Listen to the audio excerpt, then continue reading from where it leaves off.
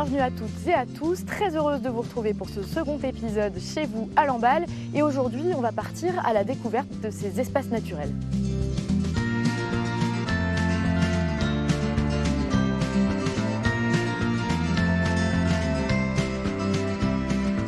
Alors ici, on est sur les Landes de la Poterie, une zone humide d'une 60aine d'hectares. On est à peu près à 1 km du centre-ville de Lamballe. Et pour vous en parler, on va rejoindre Rosen et Jérémy. Bonjour. Bonjour. Alors Rosen, vous êtes technicienne environnement à Lamballe Terre et Mer. Jérémy, vous êtes conseiller délégué à la biodiversité également à Lamballe Terre et Mer. Alors expliquez-nous, si on appelle ça les Landes de la Poterie, déjà, c'est pas pour rien. C'est tout simplement lié à l'histoire du site. Vous imaginez qu'il y a 1000 ans en arrière, des potiers venaient ici sur les Landes extraire de l'argile, notamment pour confectionner leur peau, d'où le nom du petit village à côté qui s'appelle la Poterie. Et puis les Landes, c'est cette formation végétale qui est très typique, avec des ajoncs et des bruyères.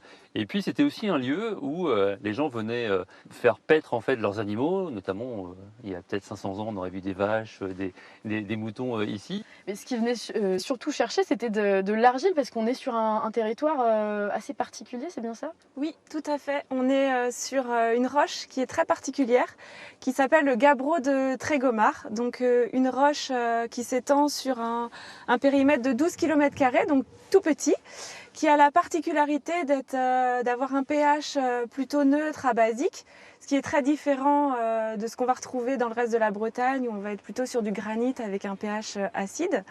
Et cette roche, elle a la particularité qu'au fil des millénaires, elle s'altère et en se décomposant avec les intempéries, la pluie, le gel, les racines, elle crée des feuillets d'argile. Et cette argile-là était de très très bonne qualité et donc a été exploitée pendant plusieurs centaines d'années par les potiers. Malheureusement, les potiers, ils ont arrêté leur activité il y a à peu près un siècle. On dit que le dernier four s'est éteint en 1928. Mais il y a plein d'animaux qui en ont profité pour s'installer dans cette lande. Oui, tout à fait. C'est devenu un milieu naturel où la biodiversité s'est épanouie. Donc on va retrouver un milieu de lande avec une végétation classique de bruyères et d'ajoncs, mais aussi de multiples mares. Donc les mares qui ont été créées par les potiers en extrayant l'argile. Et ces mares, on compte à peu près 400 trous sur le site, sur une trentaine d'hectares. Elles sont très nombreuses, très très variées, et ça offre un habitat particulièrement intéressant pour la reproduction des amphibiens. Donc on va retrouver ici sur les Landes de la Poterie 11 espèces d'amphibiens, donc grenouilles, salamandres, crapauds, tritons, etc. Donc des espèces très, très patrimoniales et dont certaines sont protégées au niveau national ou au niveau européen. Ces Landes de la Poterie, vous Jérémy, vous les connaissez très bien, vous avez vécu pas très loin et vous gardez un souvenir ému, si je ne me trompe pas, de votre première visite ici. On peut dire que la première visite n'a pas été la meilleure en fait sur le site, parce que je devais avoir 6 ou 7 ans quand je suis venu la première fois en vélo sur ce site, et je suis tombé juste à l'entrée du site sur un cadavre de serpent, ce qui m'a fait faire demi-tour pendant environ 12 ans, parce que j'ai dû y revenir vers mes 18 ans, et après je suis vraiment tombé amoureux de ce site-là, bien sûr. Ouais. Des grenouilles et des tritons écrasés sur le bord de la route, il y en a eu beaucoup à une période, car il y a une départementale qui passe non loin d'ici. Mais il y a des solutions pour que tout ce petit monde puisse traverser en toute tranquillité. La preuve en images dans ce reportage tourné il y a 4 ans. Ce matin, autour des mares, il fait doux et humide. La saison des amours va commencer. Mais la passion fait souvent accomplir des folies. Entre les bois, où tritons et grenouilles se sont réfugiés pour passer l'hiver, et les mares, où ils espèrent compter fleurettes, l'homme a construit une route. L'an dernier, sur le bitume, Martine a trouvé 98 batraciens écrasés. Alors pour les empêcher de prendre des risques inconsidérés pour trouver l'amour, une barrière et des seaux ont été installés. Et tous les matins, Martine et des bénévoles s'en vont faire traverser les tritons. Ça c'est une femelle et là on voit qu'elle est bien pleine d'œufs. Donc là on voit qu'elle a le cloaque bien gonflé, donc non, elle va se reproduire. C'est une adulte du coup de palmier, donc une belle petite femelle de palmier. Martine et Yves identifient les espèces, notent les effectifs, le sexe des batraciens, puis les conduisent de l'autre côté de la route. Cette petite mémère va repartir du coup sur les Landes de la Poterie, donc un très beau site Natura 2000 sur lequel il y a un peu plus de 300 mares. Donc elle va repartir dans une des mares pour aller se reproduire. L'homme est au milieu d'un écosystème qui fait partie du vivant, comme toutes ces petites bêtes, et que sans ces petites bêtes, il a très peu d'avenir. Ce matin, 76 crapauds et tritons ont pu rejoindre leur dulcinée. Je les ai vus morts pendant l'année dernière, du coup tous les jours j'ai dû les compter, les voir écrasés. Et du coup le fait de pouvoir les avoir dans les mains là vraiment, et de pouvoir les faire traverser et de savoir que du coup ils sont en sécurité, et c'est vraiment génial. Si les données chiffrées sont concluantes, un jour, un tunnel pourrait être installé pour faciliter les histoires de cœur des batraciens, que leurs amours finissent bien, en général. Alors Rosen, pourquoi c'est important de préserver toutes ces espèces? Alors c'est important puisqu'on a des espèces très rares et menacées sur le site des Landes de la Poterie. Des espèces qui par ailleurs sont classées au niveau européen ou national, sont protégées à ce niveau-là. C'est des espèces qui sont fragiles, qui ont beaucoup régressé sur le territoire, et on est sur un réservoir de biodiversité à toute petite échelle, mais qu'il est très intéressant, très important de protéger puisque ça fait partie du patrimoine de la poterie. Et nous avons le devoir de protéger ces espèces-là. Alors pour ça, il y a plusieurs solutions sur la table. Qu'est-ce qui est envisagé là actuellement? Alors aujourd'hui, on a plusieurs options sur la table qui vont de on ne fait rien, mais ça c'est une option qu'on a bien évidemment déjà écartée, à la fermeture définitive de cette route, en passant par la mise en place d'une barrière qui sera actionnée notamment pendant la période de migration.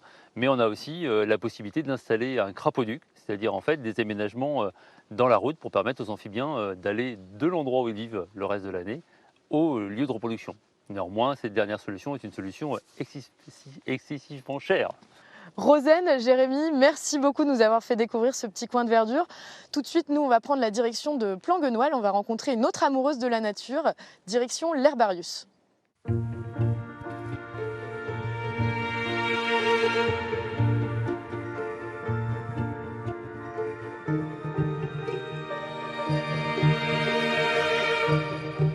Bonjour Florence.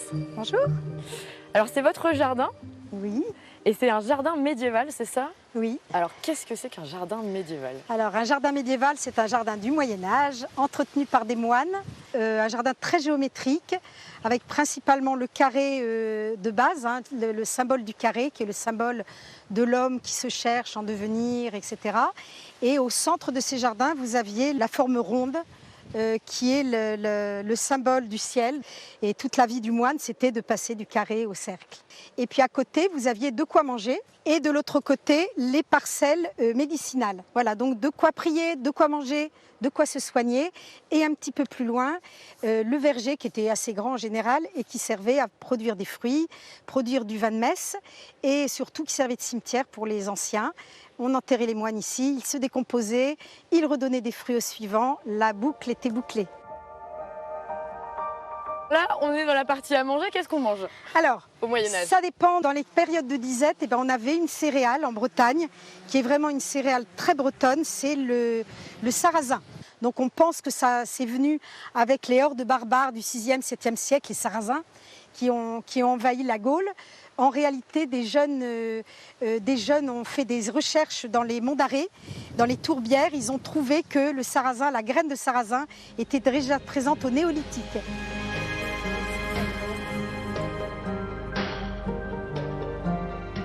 Donc Florence, il y a les plantes qui se mangent et puis il y a aussi des plantes qui soignent, c'est ça? Oui, ici les plantes se répartissent par organes. Donc les plantes qui soignent le poumon, le cœur, le système nerveux, le foie, le rein, etc. Voilà. Et là, on est? Alors ici, c'est la plate-dente des femmes. Ça, c'est du houblon. Alors, voilà la fleur de houblon, une fleur très riche en œstrogènes. Donc c'est une plante qui est donnée très souvent dans les mélanges pour la ménopause, pour améliorer les effets de la ménopause. Donc une plante œstrogénique. Et ça, vous en avez fait votre métier, du coup? Vous avez développé totalement cette activité? Alors oui, j'en ai fait mon métier. Donc j'ai installé ce jardin à Planguenoil et puis j'ai créé donc le jardin Saint-Jean à Lamballe. Un autre jardin à Léon, près de Dinan, autour de l'abbaye, un jardin médicinal près de Paris. Donc voilà, plusieurs jardins, mais toujours dans le même but, c'est de montrer qu'on peut être en autonomie aujourd'hui et que les gens réapprennent un peu les plantes. Merci Florence pour toutes ces explications. Nous, on va se rendre au jardin Saint-Jean à Lamballe, un jardin que vous avez aménagé. On va y retrouver un photographe passionné par les plantes lui aussi, mais aussi par les insectes, vous allez voir.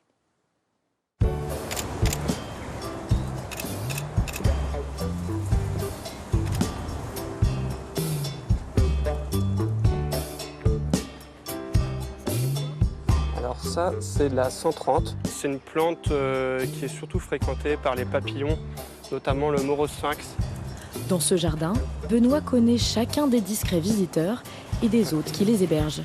Alors là, on va voir de l'acanthe. Et c'est une plante dont les abeilles charpentières aiment beaucoup. Il faut des grandes fleurs. Là, on va avoir de la rue officinale.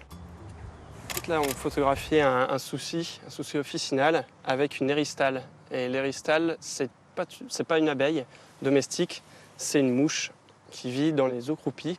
Elle fait tout pour ressembler à une abeille, parce que c'est une mouche, donc elle ne pique pas, et pour éviter d'être mangée par les oiseaux. Une mouche qui pollinise les fleurs, tout comme les abeilles, les frelons et même les moustiques. Paysagiste de formation, Benoît s'est passionné pour cette symbiose entre plantes et insectes. Son préféré, c'est le papillon macaon, qu'il a pris l'habitude de photographier près de chez lui. Mais un jour, son modèle a disparu. Du jour au lendemain, il y a une zone industrielle qui s'est construite dans l'espace où je faisais des photos. Et le papillon a disparu. Et j'ai voulu faire des photos d'autres papillons. Et malheureusement, dans les jardins, j'en voyais très peu. Et je répertoriais à chaque fois toutes les plantes qui pouvaient les attirer. Et au bout d'un moment, j'avais un grand nombre de plantes. Et je me suis dit, pourquoi pas en faire un livre. Des jardins comme celui-ci, Benoît en a visité des dizaines à travers la France pendant 8 ans. Cet inventaire a donné naissance à un premier ouvrage répertoriant plus de 1000 plantes mellifères, des plantes attirant les pollinisateurs. Aujourd'hui, Benoît travaille sur un second opus, focalisé sur les abeilles cette fois-ci. En France, on retrouve environ 970 espèces d'abeilles. Et l'abeille domestique, c'est une abeille parmi les 970. Et voilà, ça montre qu'il y a une diversité immense parmi les abeilles qui parfois sont inféodées, donc c'est-à-dire qui vont se nourrir uniquement d'une seule plante. Donc si cette plante-là n'existe plus, l'abeille aussi disparaît. Et pour sensibiliser les jardiniers à la préservation de la biodiversité, Benoît a aussi plein d'autres idées. Un jeu de société et bientôt un jardin pédagogique consacré aux pollinisateurs. C'est la fin de cet épisode consacré à l'environnement. Demain, place à la jeunesse. Et tout de suite, vos éditions d'information habituelles. Très belle soirée sur France 3 Bretagne.